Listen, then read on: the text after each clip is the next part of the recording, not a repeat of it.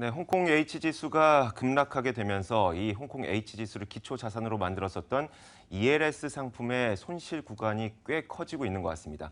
얼마나 큰 문제가 되고 있는지 권순우 기자와 이야기를 나눠볼게요. 어서 오세요. 네, 안녕하세요. 네, 권순우입니다. 네, 네. 자, 일단 제가 홍콩 항생지수가 무엇인지 그리고 H지수가 무엇인지 좀 간략하게 좀 정리를 할게요. 먼저 그걸 해야 될 것 같고, 예. 일단 홍콩 항생지수는 이제 홍콩 시장에 상장되어 있는 그 기업들을 말하는 거고, 홍콩 H지수는 사실 홍콩 기업을 말하는 게 아닙니다. 중국에 있는 국영 기업들 가운데 홍콩 시장에 상장되어 있는 그 지수를 바로 홍콩 H지수라고 얘기하는 거죠. 이것이 급락을 했다는 거예요. 그래서 이것을 기초자산으로 만들었던 ELS 상품까지 손실이 커지고 있다는 거죠. 예. 자, 지금 일단 어떤 상황인가요? 지금 말씀해 주신 게 굉장히 인상적이었는데 네. H지수가 뭔지 모르고서 ELS 투자하신 분이 굉장히 많을 거예요. 그렇죠. 네, 대부분 네. 이제 반토막은 안 나겠거니라는 네. 정도 심리였을 것 같은데 그 홍콩 항생 중국 기업 지수가 지난해 5월 14,800포인트를 고점으로 그 어제 기준으로 7,864포인트까지 급락했습니다. 오늘은 조금 반등해서 8,000까지 올라간 것 같은데 그래도 낙인이라는 건 한 번 찍으면은 이제 뭐 끝나는 거니까 네. 다시 반등하는 게 큰 의미는 없습니다. 그래서 뭐 직접 투자하신 분들도 피해를 보셨겠지만 이제 ELS 투자하신 분들이 굉장히 큰 문제가 되고 있는데요. 그 홍콩 H지수를 기초자산으로 한 ELS가 40에서 한 60% 정도 선에서 낙인이 형성이 좀 돼 있거든요. 네. 그러면은 한 13,000 정도에서 샀다. 그러면 60% 하면은 한 7,800 정도 되는데 여기서 낙인을 맞았다. 그러면은 다시 13,000까지 올라가는 그 2배가 되는 시점이 돼야 뭐 그게 뭐 똔똔 정도 할 수 있을 정도 수준이 되고요. 근데 1억을 투자하셨는데 한 10,000 정도까지 회복이 됐다. 그럼 한 23% 정도 손실을 보게 됩니다. 홍콩 H지수 3년 평균이 한 5년 평균도 한 10,000대 정도 되니까 네. 좀 평균 수위로 회복이 된다고 하더라도 한 20% 이상 손실을 볼 우려가 커지고 있습니다. 자, 우리가 그 낙인, 낙아웃 얘기하는데 사실 이 낙인과 낙아웃을 알고 또 ELS에 투자하신 분들이 또 몇 분이나 될까 이런 생각도 들어요. 근데 뭐 낙인 나가웃을 굳이 뭐 몰라도 되긴 하는데 네. 설명할 때도 이제 그런 식으로 설명을 하죠. 이제 네. 한 뭐 몇 가지만 안 떨어지면 된다. 그렇죠. 예를 들어서 뭐 13,000에서 60이었다. 그러면 7,800까지만 안 떨어지면 돼요. 뭐 예를 들어서 네. 뭐 50%면 반토막만 안 나면 됩니다. 뭐 이런 식으로 보통 설명을 하고 이게 뭐 조기 상환 조건들이 굉장히 많기 때문에 6개월 안에 뭐 반토막 나겠습니까? 뭐 맞아요. 이런 식으로 많이 하기 때문에 그렇게 낙인 나가웃을 이제 굳이 구분할 필요는 없어 보이는데 네. 여기서 지금 문제가 되고 있는 부분은 일단 낙인이 발생을 했다는 거. 그게 굉장히 중요한 포인트고요. 아직까지 근데 그게 만기가 된 것은 아니기 때문에 손실이 확정된 것은 아니죠. 예. 그리고 두 번째 문제는 네. 규모가 어마어마하다는 거예요. 얼만데요?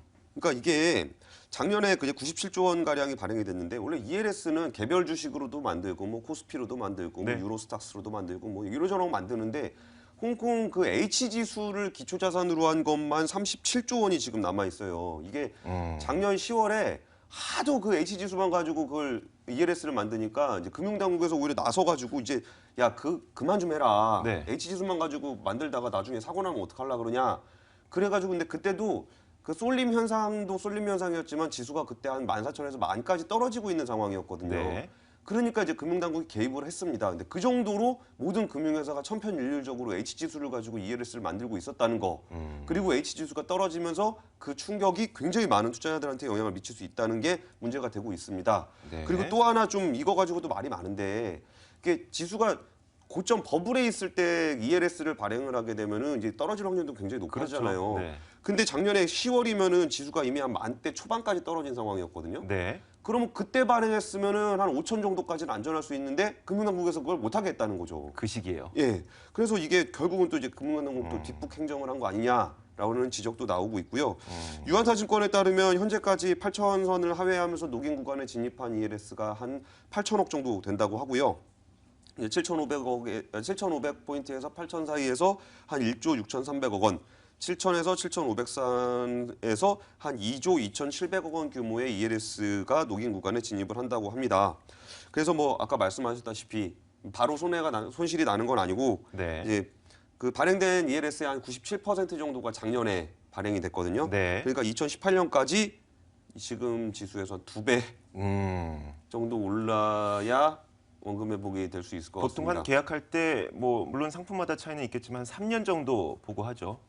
예, 그냥 3년 네, 만기 3년 상품이니까 그런데 네. 이게 팔 때 또 3년 얘기를 잘 안 하는 사람들이 좀 많이 있어갖고. 그래요? 근데 원래 ELS는 수익이 극대화되려면 3년을 꽉 채우는 게 제일 좋아요. 네. 그래야 3년치 이자를 다 받을 수 있거든요. 그렇죠. 네. 근데 조기 상환이 되면 6개월 만에 조기 상환 되면 5%짜리면 2.5밖에 못 받거든요. 그럼 그걸 또 재매입을 하면 되잖아요. 그렇죠. 그거를 6번을 하면은 수수료를 6번을 또 내야 돼요. 아, 그래가지고 좀 이렇게 뭐 2배가 된다면 원래 샀을 거에선 제일 그 고수익을 누릴 수가 있겠죠. 네. 이론적으로는 그렇습니다만 그게 2배가 될 거라고 확신을 하신다면 저 네. 같으면 차라리 그냥 H지수를 사겠습니다. 알겠습니다. 예. 자, 이렇게 만약에 투자자 피해가 발생하게 된다면 어떻게 될까요? 라고 질문하면서도 저도 참 이런 질문을 드려도 되나 싶네요. 어차피 이 상품을 판매할 때부터 원금 보장형과 원금 비보장형이 있겠지만 사실 조금 더 나은 수익률을 위해서 원금 비보장형을 또 많이 또 구입을 하신 것 같거든요. 예. 투자자 피해 어떻게 됩니까? 저는 이게 작년 3월에 그 이 관련된 기사를 많이 썼었어요. 이게 네. 너무 많이 팔리는 거예요, ELS가. 네. 그리고 이제 그게 결정적으로 ELS가 많이 팔리게 된 계기가 이제 은행이거든요.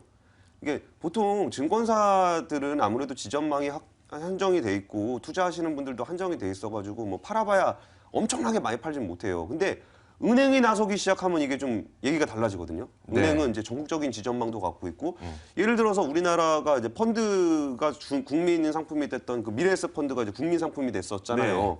그것도 결국은 국민은행에서 팔 때 그랬었는데 작년 초에 역시나 그 KB 사태 이후에 좀 정신 못 차리고 있던 국민은행이 윤종규 회장 취임 이후에 완전 딱 견열을 정비하고 본격적으로 팔기 시작한 게 ELS였습니다. 네, 그때는 그래도 인기가 있었던 게 워낙 저금리 시대에 은행에서 몇 퍼센트 이자도 주지 않는데 말씀하셨던 것처럼 뭐 60% 이상 손실만 그러면 예. 원금에다가 뭐 약정된 이자까지 드립니다라고 예, 예. 하니까 중위험 중수입으로 인기가 많이 끌었었던 거잖아요. 그러니까 중위험 중수익이라는 게 개념이 사실 좀 모호한 거예요. 이게 네.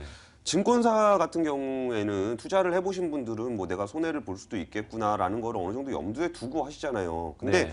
제가 제일 마음에 안 들었던 거는 그때 그 예금 금리가 너무 낮아서 권유하기가 되게 민망한 정도 수준이었던 거예요. 뭐 1% 초반 아니면 0. 몇 퍼센트 이걸 가지고 예금 적금 들으라 하기 좀 민망한데 은행원 입장에서는 굉장히 좋은 상품이었던 거예요. 한 3%, 4% 정도 되고 그렇죠. 뭐 반토막만 안 나면 네. 6개월 안에 반토막만 안 나면은 한 뭐 4%, 뭐 5% 줄 수 있습니다. 그렇죠. 그러니까 참 좋았던 거예요.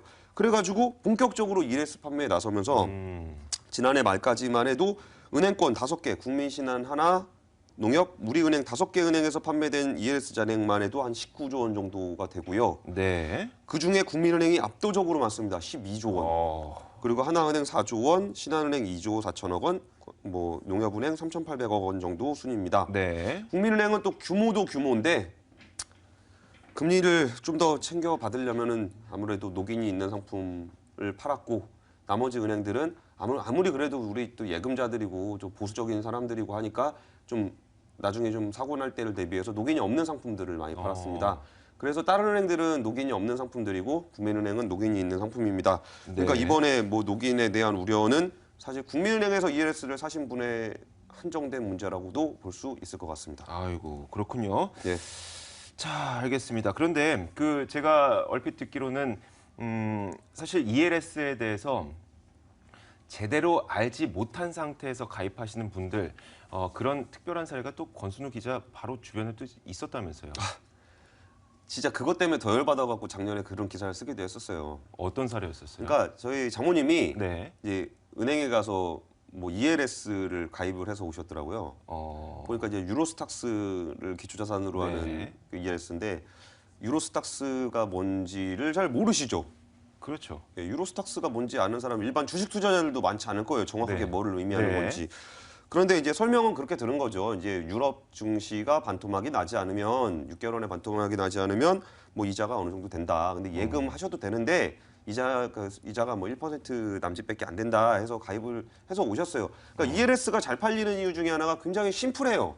네. 펀드는 뭐 나중에 오를 수도 있고 내릴 수도 있고 자기가 계속 확인을 해야 되는데 ELS는 그냥 확인 뭐 반토막만 안 나면 되니까 그거 그 점까지 가는지 안 가는지만 보면 되거든요. 네. 근데 ELS라는 상품 자체가 나쁜 건 아니에요. 굉장히 잘 만들어진 상품이고 뭐 중위험 중수익으로 해서 뭐 안정적인 수익을 얻고자 하는, 그러니까 확정적인 수익을 얻고자 하는 분들에겐 굉장히 유용한 상품인데 네. 은행에서 진짜 뭐 항생 지수가 뭔지 H 지수가 뭔지 뭐 유로스탁스가 뭔지 모르는 분들에게 ELS를 팔고 있다는 게 저는 굉장히 그 불합리하다라고 느꼈었던 거예요. 네. 그리고 3년이라는 시간이 생각보다 굉장히 긴 시간입니다, 이게. 옛날에는 뭐 98년 외환위기 이후에 2008년 금융위기 막 10년씩 걸렸거든요. 한번 네. 사이클이 도는데. 근데 금융위기 이후에는 2008년에 금융위기 왔지, 2011년에 그 뭐 그리스 사태 이후에 네. 유럽 문제 생기지, 또 이번에 또 이제 중국 증시 폭락하지. 그렇죠. 사이클이 굉장히 짧아지고 있어요. 네. 근데 3년 안에 반토막이 나는 일이, 근데 은행에서 설명할 때 그런 식으로 설명을 해요. 과거 10년간, 과거 20년간 보면은 우리의 조기 상환율이 뭐 90몇 프로 뭐 그렇다. 그리고 원금 손실을 볼 확률이 뭐 90 거의 없다. 네. 이런 식으로 과거 데이터를 가지고 설명을 해요.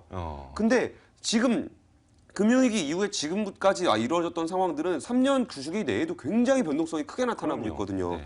그랬을 때는 진짜 과거의 경험만 가지고 그 ELS 투자를 권하는 거는 굉장히 위험하다. 그리고 심지어 투자를 해보지 않고 그리고 그냥 열심히 돈만 모으시던, 그러니까 평생을 그냥 예금만 해주시던 분들에게 ELS를 권하는 거는 굉장히 위험하다는 생각이 들고요. 요새 또 은행들이 이게 그 뭐 야가졌다 그러기는 조금 그렇고 네. 소비자 보호에 대한 그게 강해져 갖고 네. 이제는 불안전 판매로 걸어서 보상받는 것도 굉장히 힘들어요. 그러니까 옛날에는 뭐 이게 대충 뭐 못 들었다, 네. 뭐 사인 안 했다, 뭐 그리고 옛날에 은행원들이 거짓말들도 많이 했어요. 뭐 저 옛날 동양 사태를 보면 증권사 직원들이 네. 뭐 안전한 상품이다, 고금리 상품이다 했는데 요새는 그렇게까지 안 하거든요. 그럼 반대로 사고가 난 이후에 불안전 판매로 인한 보상을 받는 것은 사실상 불가능할 수 있다는 것도 염두에 두셔야 될 겁니다. 또 문제가 그거잖아요. 한 가지만 제가 더 할게요. 그 이 ELS 상품이라는 게 만기가 있는 거고 한 번에 모집을 해서 쭉 끌고 가는 거기 때문에 중간에 대응할 방법이 없어요. 뭐 대응은 할 수 있는데 5% 손해를 봐야죠. 이게 되게 또 문제가 이게 네. 5%짜리라 그러면은 이게 5% 이자를 10년 받으면 50%잖아요. 네. 근데 10년 안에 한 번만 깨먹으면 50% 날아가거든요. 네. 그런 부분도 좀 염두에 두셔야 될 거예요. 조기 상환 한 번 하면은 5% 날아가는데 그게 연에 받을 이자를 그냥 조기 상환 한 번 하는 것만으로도 날려먹을 수 있습니다. 네, 알겠습니다. 마지막으로 어제 그 강남의 PP센터 고액자산가들 상대하시는 지점장님을 잠깐 뵀었는데 일단 패닉 상태는 아니라고 해요. 이게 지수가 그 손실이 확정된 건 아니니까 이제 뭐 패닉 상태는 아닌데 오히려 근데 거액자산가들은 뭐 포트폴리오가 다변화돼 있어서 괜찮은데 오히려 아까 말씀드렸던 1,000만 원, 2,000만 원 예금 모아갖고 이자 조금씩 받으시던 분들 네. 그런 분들은 진짜 만기 때까지 정말 가슴 졸이면서 기다리시게 될 것 같아요. 좀 네. 많이 우려스럽습니다. 알겠습니다. 그런데 우리가 이렇게 우려스럽다는 이야기로 끝내기에는 좀 저희 마음이 편치가 않아요. 좀 네. 어떻게 조심해야 될까요? ELS는 방법이 없어요. 그래요? ELS는 이게 만기가 됐을 때 그 지수에 갈 수 있느냐 없느냐라는 조건이 달려 있는 상품이기 때문에 뭐 만기 때까지 우리가 H 지수를 끌어올릴 수가 없잖아요. 네. 제가 이번에 월급 받으면 좀 H 지수를 사서 한번 급등을 한번 시켜보는 뭐 그런 식의 방법밖에 네. 없고요. 뭐 사전에 대응하기 위해서는 이게 손실이 너무 더 커질 것 같다. 이제 만기 때까지 얼마나 회복되느냐에 따라서 손실률이 달라지거든요. 네. 근데 자기가 손실을 낙인을 맞고서 손실이 지금보다 훨씬 더 커질 것 같다. 그러면은 5% 손해를 보고라도 조기 상환을 하시는 편이 낫고 네. 그게 아니라면은 기도를 하시는 수밖에 없을 것 같습니다. 네, 알겠습니다. 자, 이렇게 저희가 이 이야기를 모두 마쳐보겠습니다. 자, 그리고 저희 이슈앤 현장도 함께 그 이야기를 마무리 지을게요. 자, 오늘 도움 주신 분은 권순우 기자였고요. 이슈앤 현장 오늘 시간은 여기서 마치도록 하겠습니다. 같이 인사할게요. 시청해주신 여러분 고맙습니다.